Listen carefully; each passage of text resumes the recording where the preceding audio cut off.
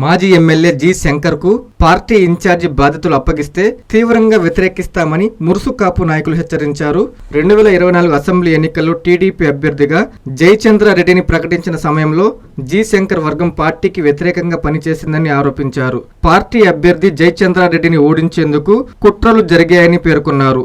నియోజకవర్గంలో మురుసు కాపు సామాజిక వర్గానికి చెందిన సుమారు 56,000 మంది ఓటర్లు ఉన్నారని, తమ అభిప్రాయాలను పక్కన పెట్టి జి శంకర్ కు ఇన్ఛార్జి పదవి ఇస్తే స్థానిక సంస్థల ఎన్నికలతో పాటు 2029 ఎన్నికల్లో కూడా తీవ్ర వ్యతిరేకత వ్యక్తం చేస్తామని స్పష్టం చేశారు. పార్టీ అధిష్టానం క్షేత్రస్థాయి పరిస్థితులను పరిశీలించి నిర్ణయం తీసుకోవాలని, కార్యకర్తలు అన్ని వర్గాలను కలుపుకుని వెళ్లగల నాయకత్వానికే బాధ్యతలు అప్పగించాలని డిమాండ్ చేశారు. తంబళ్లపల్లి టీడీపీలో ఈ తాజా పరిణామాలు రాజకీయంగా చర్చనీయాంశంగా మారాయి.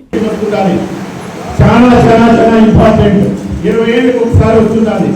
2022 ఓటర్ లిస్ట్ పెట్టుకొని ఇప్పుడు ప్రతి ఇంటికి స్కూటీ జరుగుతున్నది. అక్కడ ఎవరైనా చనిపోయి ఉంటే వాళ్ళని తీసేయడం. కావాల్సింది తంబళ్లపల్లి అభివృద్ధి ఈరోజు చెప్పుకుంటున్నారు. మీ అన్న ఒక మినిస్టర్, మీ కొడుకు, మీ అన్న కొడుకు ఒక ఎంపీ, ఏం చేస్తారు మీరు? ఈరోజు ఏది తంబళ్లపల్లికి ఒక మెడికల్ కాలేజ్ చేస్తున్నారా? మెడికల్ కాలేజ్ వస్తే మీ ఆస్తుల కోసం, మీ పిల్లల ఆస్తుల కోసం వదులుపల్లి తీసుకుపోతారు మీరు. తెలుగుదేశం పార్టీ అనేది క్రమశిక్షణకు మారుపేరుగా నిలిచింది.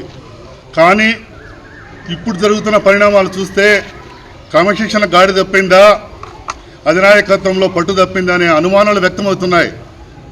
ఎందుకంటే అధినాయకులు చంద్రబాబు నాయుడు గారు తంబళ్లపల్లి రాజకీయాల్లో మన జిల్లావాసి కాబట్టి అపార అనుభవం ఉండే వ్యక్తి.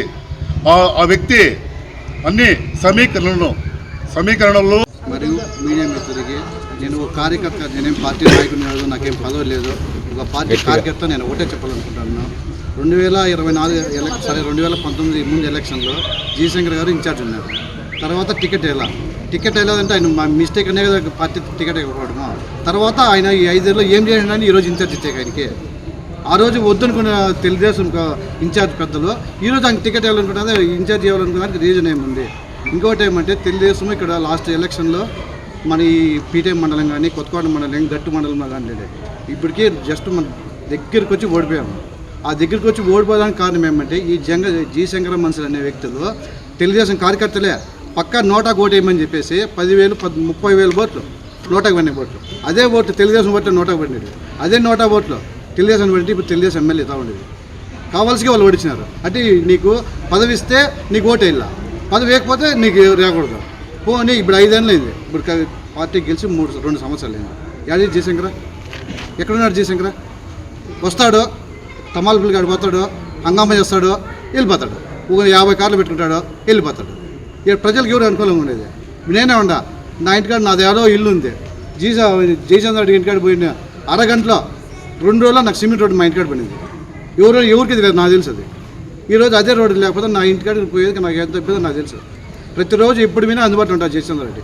కానీ కొన్ని కారణాలు, కొన్ని రాజకీయ వల్ల జరిగిండొచ్చు, అది కారణం లేదు. కానీ ఆయన క్లియర్ అయింది. ఆయన వచ్చినాడు, ఆయన వద్దు కదా, వేరే వాళ్ళకి ఇవ్వండి, అందుబాటులో ఉన్న వాళ్ళకి ఇవ్వండి. ఆయన ఏడ ఉన్న వాళ్ళకి ఎందుకు ఇన్ఛార్జ్ ఇవ్వడం అవసరం ఏముంది? వాళ్ళ భార్య ఉంది కదా కల్మారెడ్డి గారు, అతనికి ఇవ్వండి. ఆమె కూడా వస్తుంది కదా, అందుబాటులో ఉంది కదా. ఎక్కడో ఉన్న వ్యక్తికి ఇప్పుడు 2 ఏళ్ళ పార్టీ గెలిచింది. ఎక్కడున్నాడు జి శంకర?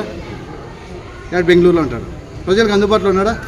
అందుబాటులో కేవలం దయచేసి పెద్దలకి, చంద్రబాబు నాయుడు గారికి అందుకే నేను ఒకటే కోరుకుంటున్నాను. నేను సాధారణ కార్యకర్తే, నేను ఎవరు కాదు, నాకు పదవి అవసరం లేదు, నాకేం అవసరం లేదు. ఇదే కోరుకుంటున్నాను. A new dawn rises in Stonehouse Paid, where dreams take flight and learning finds purpose. Born from the vision of our directors to create a stress-free learning environment where every child grows with confidence, joy and curiosity.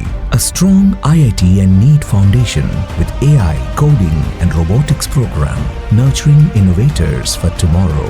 A holistic development with discipline, creativity, leadership, an education that shapes character beyond textbooks, an environment where learning is joyful, teachers are mentors, and every student's journey is stress-free. Viswasai Group of Schools, educating future-ready minds through stress-free education. Now open at Stonehousepet, playgroup to grade 7. A vision of stress-free education from the directors of Viswasai.